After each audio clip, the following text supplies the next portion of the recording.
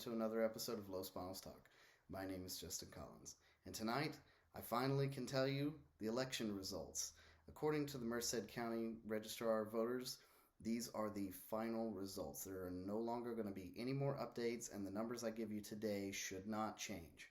I'm going to tell you who won Congress. I'm going to tell you who won School Board, Area 6 and 2. I'm going to tell you who won both city council races. I'm going to tell you who is the next mayor of the city of Los Banos. So don't go anywhere. I'll get right into it right after a brief message from our sponsors. Looking and feeling like a gentleman was practically a birthright.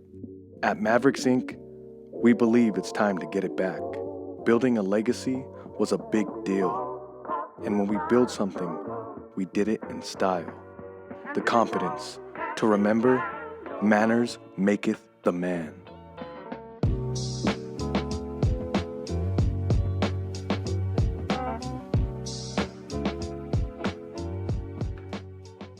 Welcome back, everyone. Tonight is a very exciting episode. We're going to be talking about the election results and what that means for our city. And so without further ado, let's get into it. So not much has changed since before when I initially reported on this one, but in a major upset to some, Los Banos Unified School District Area 2 has gone decisively to Jessica Moran. She's taken 67.25% of the vote with 1,263 votes compared to Luis Castro's 607 votes, making her the clear winner of this election. So congratulations, Jessica Moran. You will be representing Los Banos Unified School District Area 2. Next, we have Los Banos Unified School District Area 6. And if I couldn't give you a more perfect example of how much your vote matters in local elections, this is a fantastic example. I mean, this election is incredibly close. So if we look at it here, we have three candidates. Alex Dvorkin, he got 317 votes and far third. However, Margaret Benton and Mark Duffy, were neck and neck. Interestingly enough, Margaret Benton, she wins, but she literally wins by 5 votes. 5 votes, people. That's like a household. That's nothing, people. 5 votes. Holy cow, that is close.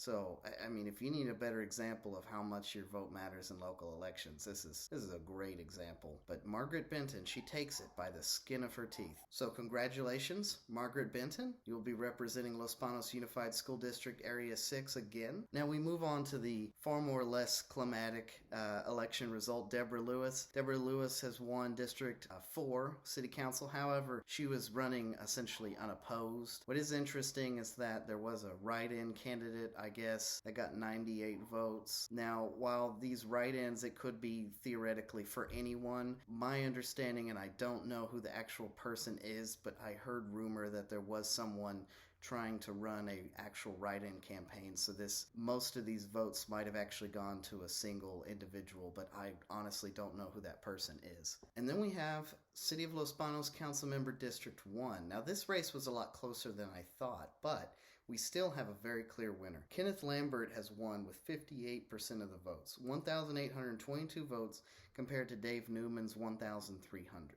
That's a lot of votes cast for District 1. Needless to say, this election was a lot closer than I honestly thought it would be. And it's interesting how it turned out, but Kenneth Lambert definitely is the winner by far with a clear majority, almost 60% of the vote cast. And so, congratulations, Kenneth. You'll be representing District 1 now, which is my district. Let's very quickly look at the congressional race for our district, which is 16. So Jim Costa has won a pretty decisive victory, really, with 55.5% of the vote, compared to Kevin Cookingham's 44.5% of the vote. One thing that I found kind of interesting about this particular race is that both congressional candidates, it more or less still mirrors the presidential election. However, they actually received more votes than the candidates for president. So, for instance, Jim Costa actually did better than Joe Biden, and conversely, Kevin Cookingham did better than Trump. One of the reasons for this is because there was quite a bit of third-party voting in this election for president. Joe Jorgensen got quite a few votes. Surprisingly, Kanye West got some votes, and there were some other candidates as well. And so they took away from the two presidential candidates. The congressional race really reflected the presidential race in many ways. This tends to make me believe that perhaps there was a lot of straight ticket voting and that a lot of people voted, whether it be Republican or Democrat, straight down the line based on who they voted for president. Now, state assembly, this one's also interesting because basically the same number of votes were cast in this particular race as were in the congressional race as well. However, Adam Gray did significantly better than Jim Costa, which doesn't completely surprise me because both are kind of considered moderate Democrats and do pull some support from the conservative side. I am honestly surprised how well Joel Gutierrez Campos has done in this particular election, simply because I didn't see any campaigning from him. I hardly saw a sign, and I really didn't know who he was. Needless to say, though, he got about 40% of the votes without doing a whole lot, which is impressive and interesting. And I think a lot of the support probably came from straight ticket voting. I think this is another indicator of a lot of straight party voting. But when it came to Adam Gray, though, he did overperform. It did better than Jim Costa. So some of those moderate Republican, moderate Democrats that kind of go between someone like Jim Costa and maybe a more liberal Republican, more of those seem to have gone towards Adam Gray than what went to Kevin Cookingham. So that's kind of interesting to see. And finally, the results you've all been waiting for, the results you've been dying to hear. So these are the results for the city of Los Banos Mayor. And the winner is Tom Faria.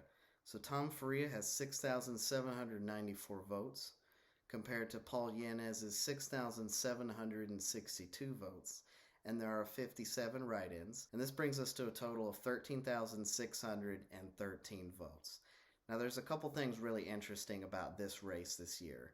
I mean, this was one of the most exciting races, and it was a great race for me to get to cover, and I really enjoyed watching it. And if there's ever been a case to tell you how much your vote matters, this election is definitely one of those. The difference between the two candidates is literally only 32 votes. And so what does that say? That means that every vote matters. Every vote counted. Every single person mattered. The other thing I want to say is look at the number of turnout. 13,613. Wow. Now, I know a lot of people are thinking, well, we have a population of about 40,000.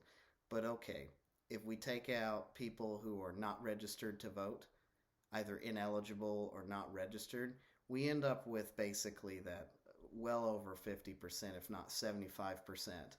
Of the registered voters of the city came out and vote in this election. So this is a really high voter turnout for what we could expect to see. I mean, this is really high citywide. So while some may think that this is low, keep in mind about 25% of our population is under the age of 18. We're a very young town, right? And then also keep in mind that there's a lot of people who live in Los Banos, but are still registered to vote in another county from which they've moved here from or still work at. Also keep in mind that not everyone's eligible to vote for a variety of reasons, from maybe criminal conviction like felony conviction, or maybe they can't vote due to citizenship status, or maybe they can't vote because they just simply didn't register. So there's a variety of reasons why someone may not be registered to vote. And needless to say, of those people who are registered, a large portion of them really turned out. And so I really want to, one, congratulate the people of Los Banos.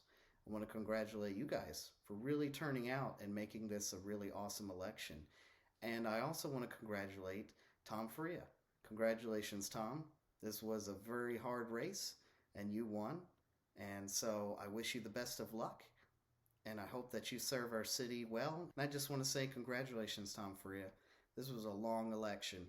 This was a really tough battle, and it came down to only 32 votes, and you won fair and square. And so you're going to be the next mayor of the city of Los Banos. I wish you the best of luck. As you know, our city is facing some rather unprecedented crises: high crime rate, pandemic, economic turmoil. And so I wish you the best of luck, and I hope that your time serving as mayor is successful and prosperous for all of us. So congratulations. Enjoy some time with your family tonight. You can relax. And to Paul Yanez, I also want to say congratulations. While although you did not win, you only lost by 32 votes. And considering the fact that you've never held public office, you did a very good job campaigning, and you tried really hard. And you had a lot of support, about half the support of the city.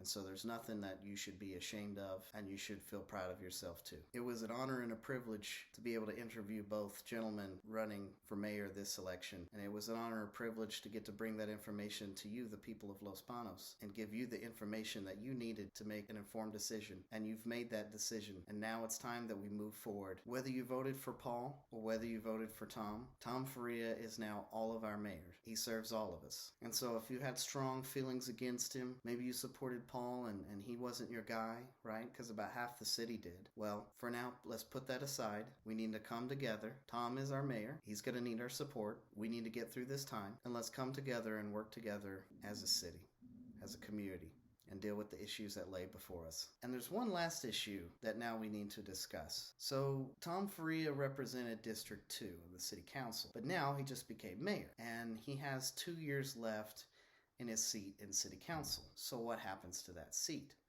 It's a very good question, and no one truly has the full answer.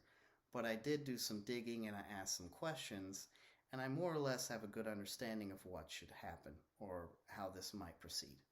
So one option is that Tom could essentially try to appoint someone to his old position if the council allows him to do so. However, this would require 3 votes, so 2 more people on the council, which now is Kenneth Lambert, Deborah Lewis, and Brett Jones. I really don't think, based on conversations I've had with people, that that would happen. So realistically speaking, what we're looking at happening is some kind of appointment process in which candidates from that district, from District 2, would come forward in some kind of public meeting, right? Some kind of public city council meeting in which they would be interviewed, kind of like being interviewed for a job. And then the council would vote on someone that they would put in place to hold that position interim for the next 2 years, right? Realistically, though, when this all settles and when the dust all settles, it could be that this person is only holding the position for maybe a year to a year and a half. In the meantime, you can essentially think of the council as being a 4-person council, with Tom Faria as the mayor and as 1 vote, and then the other 3 being the ones I just mentioned. In order to pass legislation, it still requires 3 votes. So now, essentially 75% of the remaining body has to agree to something in order for it to go through. So even though we are down a person, there still is the same threshold in order to get something passed. And actually, this in the meantime actually kind of makes it harder for someone's agenda to get passed, because they actually need, it's harder to get the 3 votes because they can only afford to lose 1 person's vote. In 2 years' time, we're going to have another election for District 2. And at that point, anybody who lives in District 2 could run for election for Tom's old seat. But in the meantime, what we're likely going to have is some kind of appointment to hold it for that time. And the reason is because the city is really unlikely or doesn't want to hold a special election, because this would cost the city somewhere between about $50,000 to $100,000, and they really don't want to do that. Now, this could happen if, for instance, we had a tie, which is technically possible now since it's a 4-person council at this point. So if 2 people were to vote in favor of someone and 2 people voted the other way and they couldn't reconcile that, then we might be forced into a special election. If this happens, it would probably not even happen until maybe like next year, mid next year, by which point the person, once this is all said and done, would probably only serve for about a year and then would already be campaigning for their re-election from the moment they're essentially appointed. So there's a variety of ways that this could go, but most likely it's going to result in some kind of appointment, but that's only if the council more or less almost unanimously agrees on somebody. As far as when they're going to announce the process and such, I don't know, because they were waiting on seeing what the results of this election would be before they, cross that bridge. So now that we know Tom Faria is the next mayor, now we know that this is a situation we have to deal with, who's going to take his old seat. And so now we need to find someone from District 2 to essentially, I guess, run in a way, but to apply for the position. And then the city council would vote on that person. And there's a possibility that maybe us as citizens or people in that district would get some sort of say in this process, and I'm definitely going to be covering it. So you'll get information and up to date facts on what's going on as that develops. But truly, there's really no way to tell just yet because this is breaking news that Tom has just won. And so it's really impossible to tell you right now as to how this is going to go. But yes, now that Tom has won, that means that we have to figure out what we're going to do with his old seat because he still had 2 years left in that seat. And so now we're going to either have to do some kind of appointment or hold a special election. And so while many of you were probably looking forward to the election being over, in a way, an entirely new election for that district seat has kind of just begun. So if you live in District 2, maybe think about running if you're interested, if you have something you think you can bring to the table, or if you're interested in politics or local government and you want to help out or you feel like you have some ideas, I encourage you to run for the position or do something about it. I believe they'll probably take applications maybe in the next 2 or 3 months, perhaps. I'm really not sure, but go ahead and start thinking about it now. And then the moment I know about it, I will let you guys know. You've just watched another episode of Los Banos Talk. If you haven't already, please like, follow, subscribe. I also wanted to let you guys know I do have a website, losbanostalk.com, and an app. If you download the Wix app, you can also get the Los Banos Talk app on your phone, as well as there's a YouTube channel, Twitter, Instagram, Facebook, and so there's so many ways that you can follow Los Banos Talk. And if you're a commuter, you can actually download Los Banos Talk episodes as podcast episodes and listen to them even without a connection while you're driving over the hill. So with so many ways to follow Los Banos Talk and so many ways to stay informed, I hope you find one that you like and appreciate and continue to watch the show. Once again, my name is Justin Collins, and I hope you have a wonderful rest of your day.